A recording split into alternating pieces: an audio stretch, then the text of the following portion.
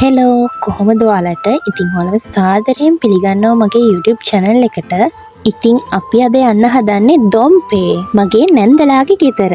මම දන්න විදිහට දොම්පේ අයිති වෙන්නේ ගම්පහ දිස්ත්‍රික්කෙට. ඒ වගේම මල්වානටත් ගොඩක්ම ළඟයි. ඉතින් උදේ 6:05ට මාතරින් පිටත් වෙන රුහුණු කුමාරී ට්‍රේන් එකට තමයි තාත්තා අපිව මේ ගිහින් දාන ගමන් ඉන්නේ.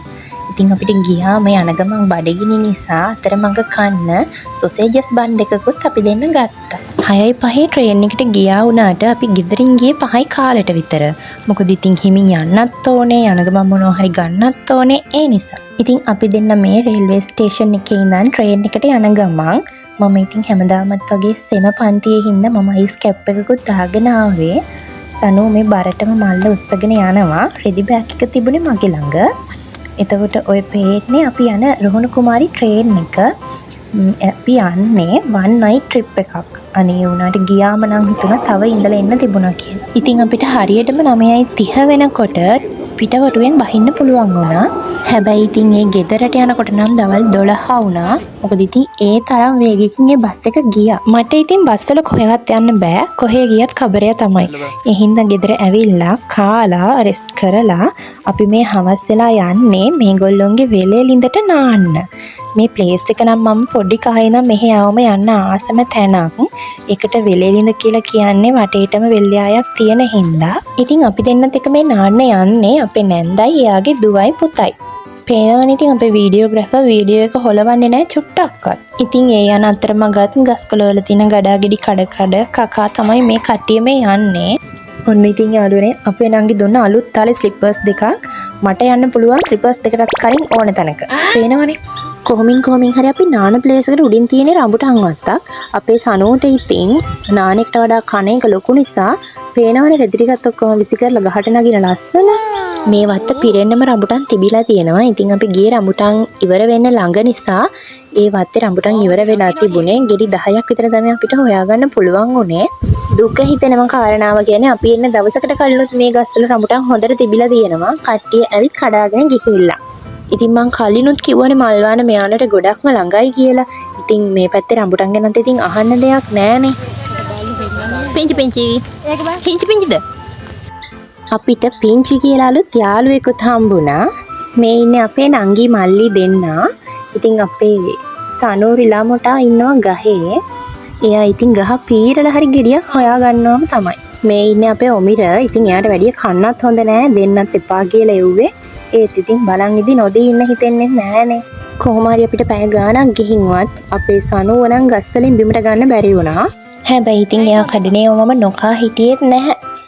මේ බලන්න ඔයාලටත් මේ රඹුටන් ගෙඩිය පේනවද කියලා. අදින් අප්පා අපේ නංගිත් ඉතින් අයියට උපරිම සපෝට් එක දෙනවා ගස් ටික සුද්ධ කරන්න. මෙන්න මේ මෙතන තියෙන ඒ අත් එක කෙරවල. වාව්. කෙරවල. එහෙනේ ඉතින් අපේ මාමා මේ පැත්තේ හොඳට රඹුටන් තියෙනවත්තකින් රඹුටන් ගෙඩි 100ක ඕඩර් එකකුත් දාලා තිබුණා. ඒ තියද්දි තමයි මේ ගස් සුද්ධ කරන්නේ අපි. ඊට පස්සේ ඉතින් ඒක මදි වෙයි කියලා හිතලා ඒ කියන්නේ 100ක් මදි වෙයි කියලා හිතලා තවත් 100ක් ආයෙත් ඕඩර් දීලා.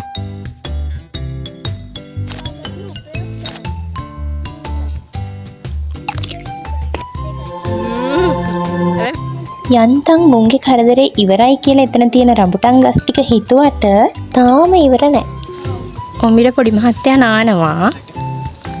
අපේ අමාශයි සනුයි දෙන්න එකතු වෙලා මෙන්න මෙතන තියෙන මේ රඹුටන් ගෙඩි දෙක තුන කඩන්න තමයි හදන්නේ. අපි බලමු කඩා ගන්න පුළුවන් වේද කියලා.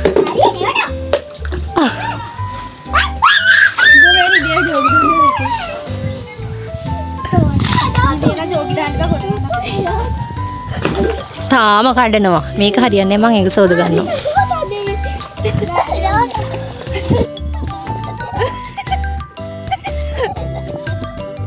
ඉතින් මෙයා මේ සද්ද දාන්නේ ලිඳේ වතුර සීතලයි කියලා.